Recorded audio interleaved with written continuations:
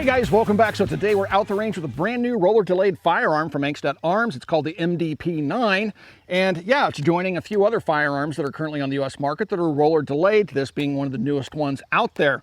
This thing is just now hitting the market. It seems to be nicely made, but we'll talk more about that when we get back to the shooting shack, tear it apart, look inside, compare its operation to other roller delay systems currently on the market, and have some fun with this thing.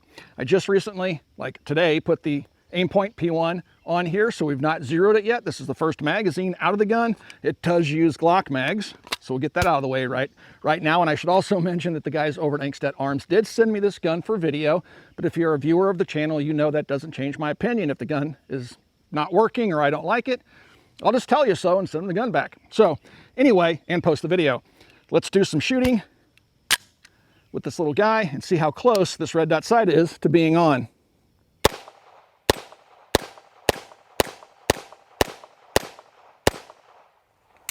A little bit low, but left and right is pretty good.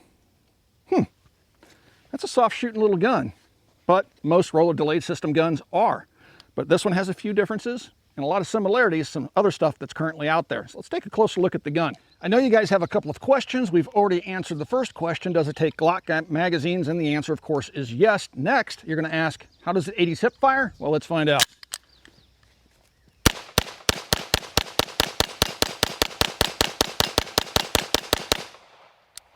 Pretty darn good. I'd give it an A, maybe even an A+. Let's take a look at some of the features of the MDP9 and then take it apart, look at its internal operation. Then after that, we'll compare it to the original H&K roller delay system. And then we'll take a look at how it stacks up to the Stribog roller delay system that came out in the last year or two. All right, so if you take a look externally, the gun has a Type 3 hard anodization applied to the upper and lower 7075 T6 aluminum. Here's your magazine release on the gun. Now it has two what look like independent buttons, but it's actually the same button. I would imagine one's meant for shorter fingers, one's meant for longer fingers like mine. It does not have a mag release on the left-hand side of the receiver. While we're over on the left-hand side of the receiver, it does have an AR15 M16 style ping pong paddle, bolt hold and bolt release. Over here on the right-hand side, there are no facilities for an ambi selector, but over on the left-hand side, you can see the standard AR15 type selector. It does have a standard AR15 fire control unit in it, so you will notice that that's a standard AR trigger as well. This is a B5 Systems polymer grip, feels really good. On the back, we have 1913 pick rails for the attachment of braces for now, and then stocks in the future. And then we have a QD mount on the rear here, and then we have a QD mount on the front as well. You'll also notice that it's a monolithic pick rail going across the top. M-lock facilities, rather sparse, but they're there for the attachment of accessories. Out on the end of the barrel is a removable tri-lug system, which has some sort of a muzzle device built into it. If you don't want to use a tri-lug system for a suppressor, you can unscrew this muzzle device, and there's a 1/2x28 thread underneath the muzzle device. Here we have an ambi charging system. All you have to do, it doesn't call this out in the manual, this is just what we figured out on our own. You can unscrew the set screw in the front, take this out, and then put it in on the other side, tighten the set screw down, and you've now made it into a right-hand charging firearm. It does not have a reciprocating charging handle, so you can lock the bolt to the rear and then push that charging handle to the front. You can also fire it with your hand like this. You're not going to cause a malfunction. So that's pretty much it for the features on the outside of the gun. It does have also, I should mention, 2 pins, much like an AR-15 for takedown, and that's what we're going to talk about next. Let's take this thing apart, look at the inside, how it's constructed, and then compare it to the other predecessors that came before it. So now let's take her apart and see how that process is done and then what it looks like on the inside. This is really interesting because it seems like roller delay systems are becoming more popular again. I mean, the HK style system has always been popular. We have HK clones out there. HK reintroduced the SP5. Then we have the Stribog coming along, originally being a blowback design going to a roller delay system. And now we have the Angstadt Arms MDP9 using a roller delay system. And now there is a difference between roller delay and roller locked. Sometimes they'll get mixed up. Even on the HK German website, it says delay roller locking. So it's kind of mixing the two functions. The MG42 is roller locked. literally the bolt was locked into the extension until the whole barrel and receiver are moved back in the receiver with the bolt head, then could it unlock and come to the rear. On guns like this, it's a delay system. The barrel is stationary, it doesn't move, so you don't need to put a booster on a suppressor that you mount to the gun. It's a delay system until enough force is created that it can overcome the rollers being pushed out into their recesses, and then it'll move rearward, and it's just a blowback delay system. All right, so with that being said, let's make sure the weapon's empty. Pull the charging handle to the rear, and then you want to make sure that bolt's home before you start the disassembly process. 2 push pins, much like an AR15. They're dimpled, so you can use a takedown tool like the tip of a bullet. And the fitment on this is really tight. I mean, really, really tight. There's no facilities in here for any type of AccuWedge or anything like that. It's just machined to such tight tolerances that the pins can be a little bit tight to get out. The rear one's the hardest one. You'll want to use a tool on typically. And then the front one, you can just kind of wiggle the upper and lower, and then that front pin will come out and you can detach your lower. Inside, standard AR15 fire controls. You can see how the Glock mag sets inside the lower receiver. Here's your upper receiver. It's all one big piece of aluminum. I'm going to pull the charging handle to the rear. Actually, that's not what I'm going to do. I'm going to take the recoil system out first, and this is done by pushing this little aluminum block in and then letting it come up out of its locking recess. And now I'm going to pull back on the charging handle, and that will allow me to get a hold of the bolt and carrier and just pull it out. Inside the receiver, we have a couple of things going on. You'll notice there's screws along the side of the receiver. Those screws are holding the rails in that the bolt carrier rides on. You'll also notice this block sticking off the left-hand side of the receiver, which is also screwed in place. I don't know if it's bright enough in here for Jason to get a shot of this, but we'll get a separate shot. This is your spring-loaded ejector, so when the bolt comes back to a certain spot, you'll notice it kind of hung up when I was pulling it out. This spring-loaded ejector will pop out, and then the case will be hit by that, throwing out the ejection port, and as the bolt goes home, it will once again compress that little spring-loaded ejector and make it fold away. This assembly is very HK-like, so this is your head with the rollers that protrude from both the right and left side of the bolt. Again, very HK-like, just smaller. So this is the locked position with the rollers extended into their recesses, and then as it overcomes, or as the pressure overcomes the rollers, they will be pushed in by their recesses. It'll pop that bolt head forward, and then it can move rearward, go back into battery, and then under spring pressure, it pushes those rollers back out into their recesses. Taking it apart, again, very much like the H&K, all you do is just twist the bolt head. I gotta remember which way to twist it. Twist that bolt head. You twist it counterclockwise, and the bolt head comes off. Inside, you're going to see a locking piece very similar to the HK. And just like the HK as well, you'll have a firing pin and spring. Now, the bolt head's very much smaller than the HK bolt head, which we'll show you here in a moment. You have an extractor here, which is different than from the HK. But overall, dimensionally, it's quite a bit smaller and lighter than the HK system. All right, so that's the MDP9 disassembled. Putting it back together, you know what, let's leave it apart, and then in the next segment, let's compare these parts to the H&K system, and then also to the Stribog. So we know it works with Glock magazines, we know it hip fires like a champ. The question then becomes, can I bump fire it? Well, let's find out. A little bit awkward. The answer to that one would be yes. So it's passed all 3 important tests. Uses a Glock magazine, hip fires, and is bump fireable. No bump stock required. This is an MKE bolt and carrier unit out of an MKE MP5, made on HK tooling in Turkey. To disassemble the HK, it's just the same thing. You're going to rotate the bolt counterclockwise to a point where you can pull it off, and then take out the locking piece, firing pin and spring.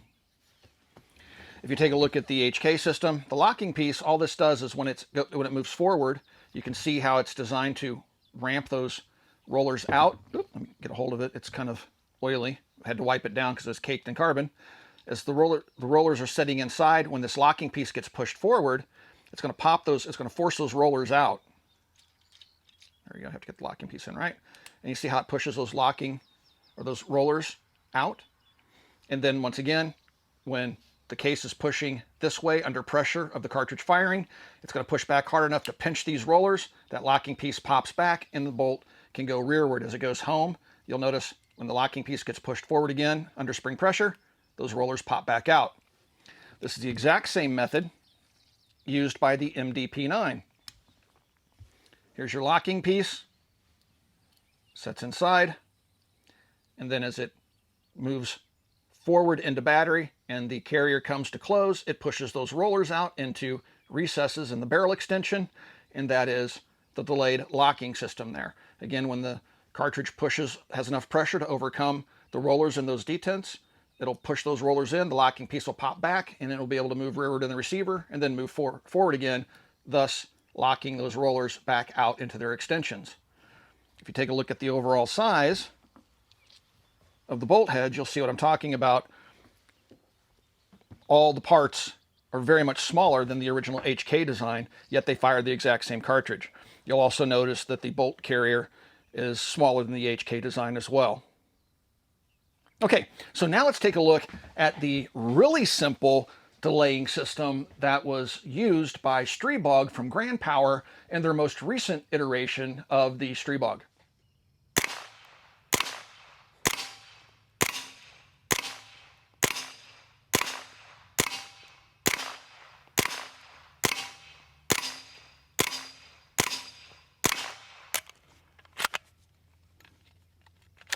All right, guys, this is the HK system, this is the Angstadt Arms system, and here's the Stribog.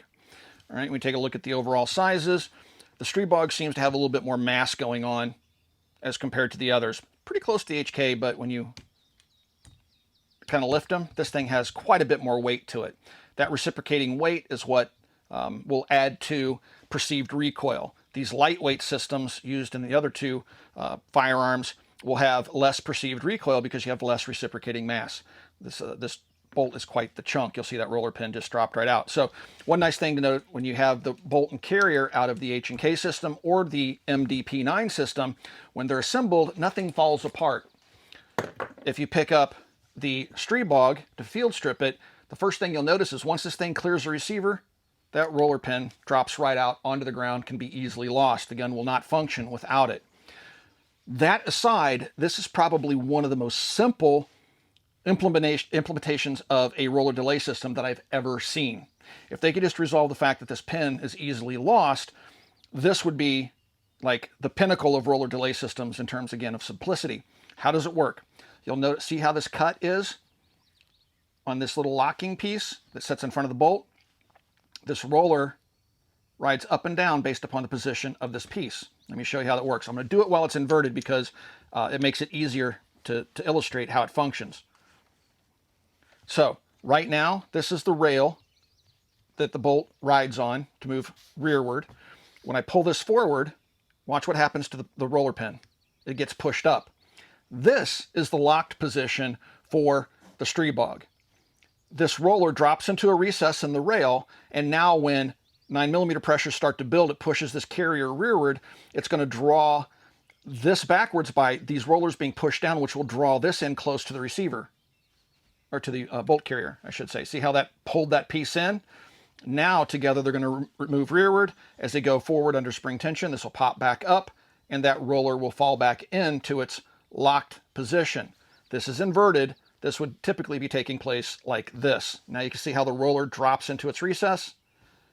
Recoil forces start to push up on that roller, draw that locking piece in, does not turn as other reviewers have said in the past, pulls that back, now it's free to move rearward, goes home, and this re-extends, and then that pin drops back down into its locking recess. Very, very simple design, and it seems to work pretty well. So here we have basically a redesigned version of the HK system, which is a tried and true system in the original HK design. So it's interesting that they made it smaller, lighter, and yet still using the same operating principles as the original HK.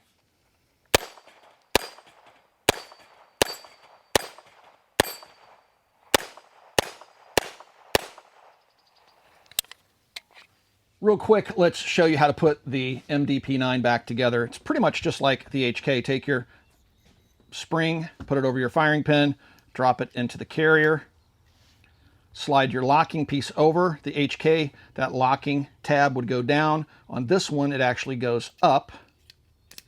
Push it back, rotate it partially like that. With your extractor facing you, slide that over the locking piece and rotate it until it pops. And now it's back together as it should be. Very easy to do. It's nothing like the G3308, which takes special techniques. This is very easy to lock and unlock and put back together, just like the 9mm version of the H&K. Now you're just going to drop that in. I like to put the receiver down. Hold this down because it puts the head in the right position, which is extended. Drop it into the receiver, let it go home. Take this little piece, push it in until it pops in that little locking point right there. Now your bolt and carrier are properly installed. Very simple. Drop the upper and lower assemblies together, push your pins through, and now you have a reassembled gun. It is kind of nice what I just did, and how I locked that open is I just pulled the charging handle to the rear and then pushed down on that ping pong paddle. It's right where my thumb would be, but I have large apish hands. But yeah, so all done. So what do I think of the MDP9 overall? Well, it seems to be an interesting gun. It's functioned 100%. We've used federal ball ammunition, which is this 115 grain ball. And then we've also fired some of this Turkish ammunition from copper, which is really an affordable option out there. Ball rounds as well. Don't have any hollow points to run through it, so didn't test the function on that. But in terms of just shooting two different flavors of ball ammunition, one of them being a really affordable option, the Turkish ammo, the gun seems to run just fine.